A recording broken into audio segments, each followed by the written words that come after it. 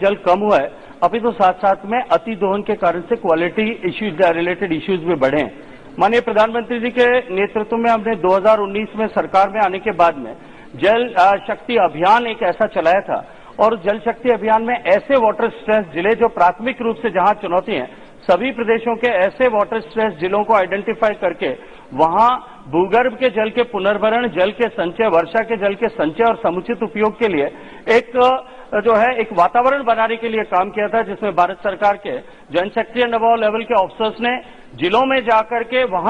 वहां बैठ करके इस तरह की गतिविधियों को बढ़ाया था। और मैं अत्यंत खुशी के साथ में ये कहना चाहता हूं कि क्योंकि पिछली बार जब हमने केवल 252 जिलों में किया था, तब अनेक सांसद साथियों ने इस बात को आग्रह किया था, मुझे पत्र भी लिखे थे कि इसमें हमारे जिले को इंक्लूड किया जाना चाहिए। इस वर्ष की योजना में हमने पैन इंडिया 100% सारे जिलों को इंक्लूड किया है। इसके साथ साथ में देश में आज तक हमने सप्लाई साइड मैनेजमेंट पर काम किया, अब हमको डिमांड साइड मैनेजमेंट पर भी काम करना पड़ेगा। और इस दृष्टि से माननीय अध्यक्ष महोदय, माननीय प्रधानमंत्री जी के नेतृत्व में देश की सरकार ने अटल भूजल योजना लागू की है, जिसमें 7 ऐसे प्रदेश जहां सबसे ज्यादा चुनौतियां थी और साथ साथ में स्टेट्स ने जो प्रिपेयर्डनेस शो की थी, उसके विलिंगनेस शो की थी, उसके आधार पर हमने उन स्टेट्स को इंक्लूड किया था और वहां के कुछ ब्लॉक्स को इंक्लूड करके एक वर्ल्ड बैंक की सहायता से 6000 करोड़ रुपए की एक योजना से हम भूगर्भ के जल के पुनर्भरण और उसके इंप्रूवमेंट का एकमात्र मार्ग है, उस दिशा में हम काम कर रहे हैं। और इसके साथ साथ में जैसा मैंने पहले प्रश्न के उत्तर में कहा कि अब की बार 15वें वित्त आयोग ने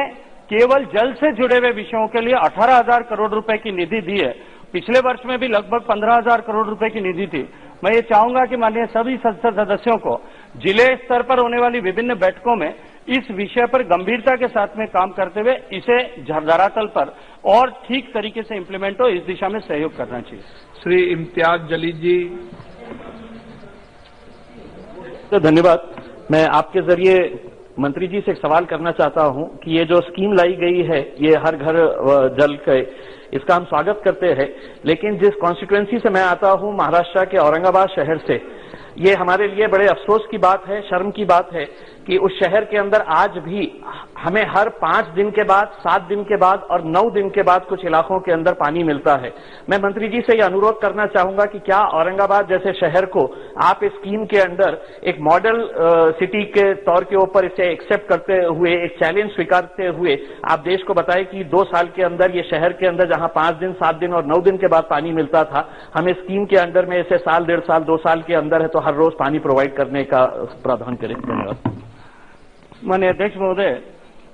मैं माननीय सदस्य को फिर एक बार याद दिलाना चाहता हूं कि जल जीवन मिशन जो माननीय प्रधानमंत्री जी ने 2019 में घोषणा किया था, वो केवल ग्रामीण क्षेत्र के लिए था। इसी बजट में शहरी क्षेत्र के लिए भी जल जीवन मिशन, माननीय सदस्य ने जैसी चिंता व्यक्त की है, ऐसी ही चिंताओं को अनुभव करते हुए यह जल जीवन मिशन अर्बन लागू किया है। और मैं विश्वास के साथ में कह सकता हूं, मैं 2 साल के बारे में नहीं कहूंगा, लेकिन क्योंकि गाइडलाइंस में हमने तय किया कि जिन क्षेत्रों में ज्यादा चुनौती है, हमने रूरल की एरिया की गाइडलाइंस बनाते हुए भी ये निश्चित किया था, और मैं शहरी क्षेत्र में भी इस तरह की गाइडलाइंस बनाते हुए कि जहां ज्यादा चुनौती है उनको प्राथमिकता दी जाए, तो प्राथमिकता के साथ में इनके शहर में काम हो। और आने वाले समय में देश में फिर मैं कहूंगा कि एक भी घर ऐसा न हो जो विषैला पानी पीने के लिए, गंदला पानी पीने के लिए मजबूर हो, या किसी मां बहन को पानी लेने के लिए घर से बाहर जाने का अभिशाप झेलना पड़े। इसको हम माननीय नरेंद्र मोदी जी के नेतृत्व में सुनिश्चित करेंगे। और जी Sir, underground exploitation of water in Tamil Nadu is a major issue, and particularly like the district of Virudhunagar, which I belong. And I'd like to know from the Honorable Minister that every day tap water to Virudhunagar in the town areas is being supplied for 15 to 20 days in a gap. So a lot of water issues are there, and particularly coming to the question whether the Honorable Minister can share particularly about the district of Virudhunagar, how many cases of over-exploitation of groundwater has been reported, and what is the grievance mechanism for a common man to report about the groundwater exploitation by the industries in particular. माननीय सभापति महोदय,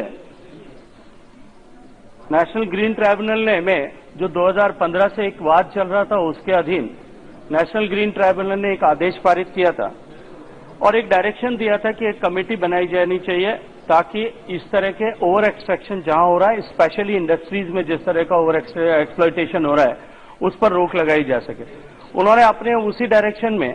ऐसे सारी industries की जो OCS category के area में आती है, ओवर एक्सप्लॉयटेड, क्रिटिकली एक्सप्लॉयटेड या सेमी क्रिटिकल एक्सप्लॉयटेड एरिया में आती है, उन सब के ऊपर पानी के विड्रॉल के लिए नई परमिशन देने या पुरानी परमिशन के रिन्यूअल पे प्रतिबंध लगा दिया था। और उसके बाद में हमने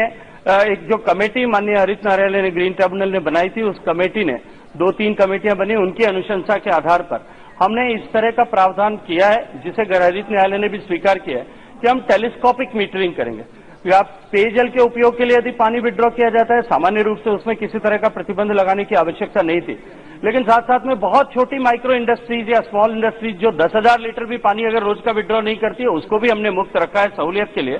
क्योंकि माननीय नितिन जी यहाँ बैठे हैं और बार बार ये बात कहते हैं कि जो हमारा लघु सूक्ष्म उद्योग है वो हमारे जीवन का, हमारे देश की इकोनॉमी का आधार है, रीढ़ की हड्डी है, उसको सुविधा देने के लिए हमने मुक्ति दी है। लेकिन इसके साथ साथ में इसके अतिरिक्त जितनी भी इंडस्ट्रीज हैं वो अगर जितना ज्यादा पानी उपयोग करेंगी, विड्रॉ करेंगी, उतना ही ज्यादा उनको पैसा देना पड़ेगा। इस तरह का टेलीस्कोपिक प्राइसिंग मैकेनिज्म उस पर बनाया है। अगर के माननीय सदस्य के संज्ञान में कहीं इस तरह का विषय आता है तो निश्चित रूप से यदि उसे मुझे सूचित करेंगे, या क्योंकि राज्यों ने 18 राज्यों ने हमारे मॉडल एक्ट को स्वीकार कर लिया है और राज्य में भी अगर सूचित करेंगे तो भी जो है national central ground water authority के जो माननीय न्यायालय के आदेश पे स्थापित की गई है उसके माध्यम से हम उसका परीक्षण करा करके समुचित समाधान का प्रयास करेंगे। श्री बीबी पाटिल।